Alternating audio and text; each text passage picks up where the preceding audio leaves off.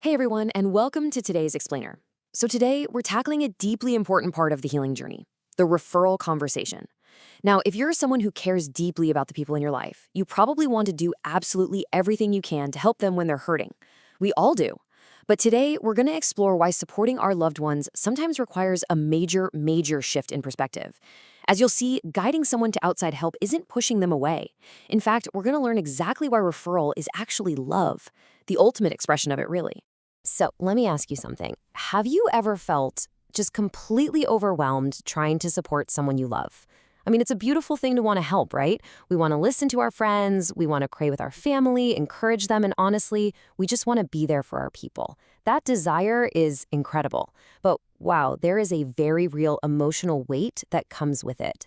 You've probably felt it, that heavy, sinking feeling when you realize you're carrying a burden that's just a little too big for you to handle all by yourself.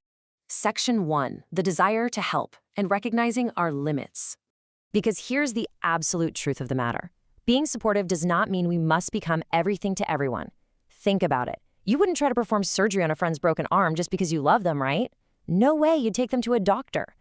Loving someone truly means recognizing when they actually need more support than we can personally provide. It's about humility. It's understanding that, hey, there are limits to our tools, our training, and our emotional capacity. Admitting those limits isn't a failure of love. Actually, scratch that. It's the exact opposite. It's the very beginning of wise love. Think about things like grief, trauma, depression, anxiety, abuse, addiction, family crisis, or marriage pain. These aren't just passing worries. These are incredibly heavy burdens stacked onto someone's life. When someone is carrying this kind of intense emotional weight, a casual conversation over coffee just isn't going to cut it. These situations literally require someone who has the specific tools, the professional training, and the wisdom to walk with them at a much deeper level. Because when we try to carry what we aren't equipped to carry, we just end up drowning. And crucially, the person we love still doesn't get the help they truly need. Section 2. Referral is not rejection, a paradigm shift. We really need to completely reframe how we think about suggesting a professional. We get so terrified that a referral sounds like a slammed gate, you know? We worry they'll hear, "I'm tired of you," or "your problem is too much for me," or simply, "I don't care." But the empowering reality is that it's an open door.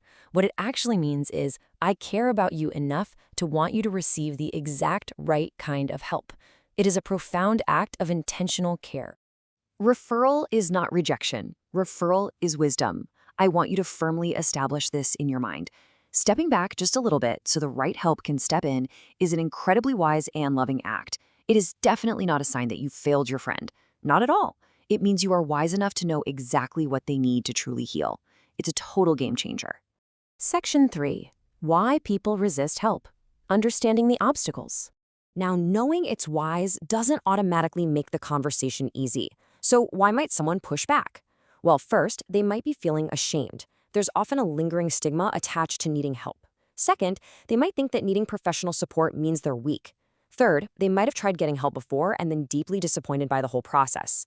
And finally, sometimes it's just pure overwhelm. They literally do not know where to begin. When we understand these obstacles, it builds our empathy. We start to see that their resistance isn't about you, and it isn't just stubbornness. It's often just fear. And because of that resistance, our tone matters immensely. Say it gently. Say it with dignity. Say it without judgment. Say it with care. The goal here isn't to force someone's hand, and it's certainly not to push them away. Our only goal is simply to open a door.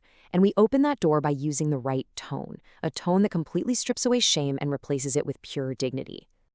Section 4. Words of compassion, the language of love. Okay, let's get super practical. We're going to look at some phrases you can actually use. You might even want to grab a pen or take a screenshot here. Here's our first one. I care about you, and I think talking to someone trained to support you could really help. Notice how beautifully this balances personal compassion with actionable wisdom. You lead with I care about you. That establishes the safety. Then you gently introduce the idea of someone who is specifically trained to support them. It's just a fantastic, non-threatening way to get the conversation started.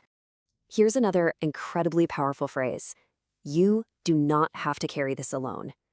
It is so short, but man, it does so much work. When people are struggling with heavy burdens, isolation is honestly one of their biggest enemies. This phrase powerfully destroys that isolation. It tells them what their weight is seen, it's validated, and that outside help is a totally acceptable option to lighten the load. And look at this third option. I can support you, but I also want you to have the right kind of help. This creates a brilliant bridge between your continued personal support and their need for professional intervention. It removes that terrifying fear that you're just abandoning them. You're assuring them, hey, I'm still here, I've got your back, while firmly pointing them toward the trained help they actually need. Section 5. The wisdom of advisors. You are not alone.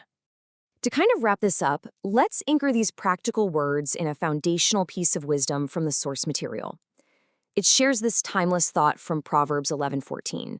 For lack of guidance, a nation falls, but victory is won through many advisors. This is just a powerful reminder that wise support matters on every single level of life. None of us are meant to walk through heavy seasons alone.